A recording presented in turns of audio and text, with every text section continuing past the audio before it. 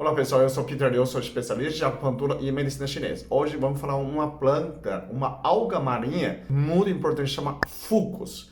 Fucus vesiculosos.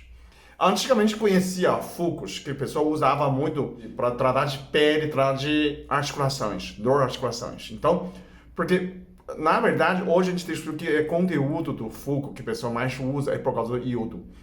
Ele contém 0,1% de iodo em muita quantidade em forma de iodeto de potássio. Então, praticamente, se você tomasse essa fucus, o extrato, né, ou extrato cego, 500 miligramas, né, você consegue 0,5 miligramas de iodo. Se for 2 vezes 1000 miligramas, e dá 1 miligrama de iodo que é suficiente para você uso diário. Em média, o japonês usa 3 miligramas por dia. No brasileiro, que a gente colocou no sal, é 0,3 miligramas, já é muito pouco. Então, por isso, muita gente falta de iodo. Então, é uma fonte muito bom para você suplementar iodo através de fucus. Se você quer manipular, você faz 500 miligramas e toma 2 vezes por dia. Hoje em dia, eles usam são 2 objetivos. Um é para conjuvante, para tratar hipotireoidismo, né? O outro para tratar de obesidade. Ele pode ajudar emagrecimento. E tem outra substância chamada ácido algínico, que tem 18 a 30%. Ele é um leve laxante. Como que muita gente que engordou tem a hipotireoidismo subclínica, que quando você faz exame está tudo certo, mas você não queima. Se o metabolismo está muito devagar, está muito baixo. Então, essa fucus acelera seu metabolismo e ainda funciona no intestino, né, para digestão, né, leva os laxantes, diminui o tempo de absorção no intestino. Então, hoje, as pessoas usam mais desse sentido, para emagrecer, para hipotireoidismo. Às vezes, a pessoa tem 2 coisas ao mesmo tempo, né, quer dizer, tireoide não está funcionando, começa a acumular gordura, começa a aumentar o peso. Na verdade, o iodo, existe todos os glândulos. Então, a pessoa tem, você toma iodo pode prevenir problemas de tireoide, câncer de mama, câncer de próstata. O iodo são 3 partes que existem no corpo: no glândulos, nos ossos, nos pele. Mais ou menos 30% nos glândulos, 30% no osso, 30% na pele.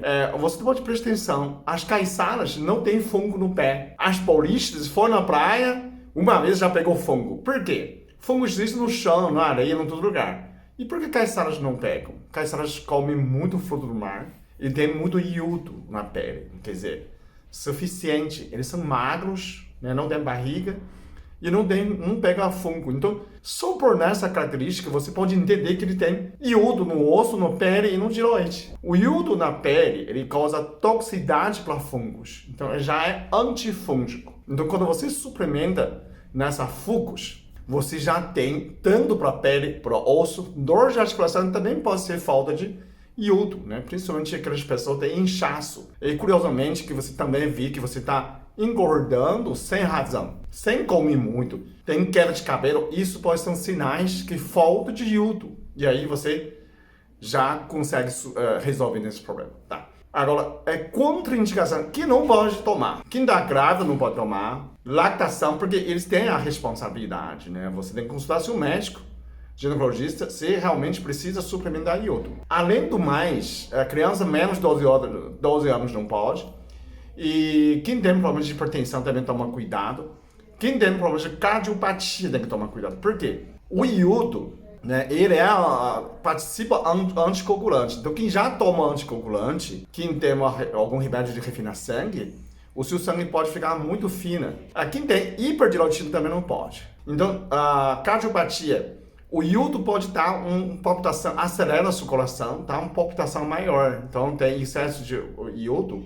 Quem toma Lugal, quem também pode sentir esse efeito, quando você tomou demais. Do nada, de repente, a circulação dispara, né? Então, só precisa reduzir ou parar de tomar, né? O resto, você pode tomar normalmente com essa suplemento. Quer dizer, suplemento não, é uma erva, né? É um fitoterápico que você pode suplementar para você.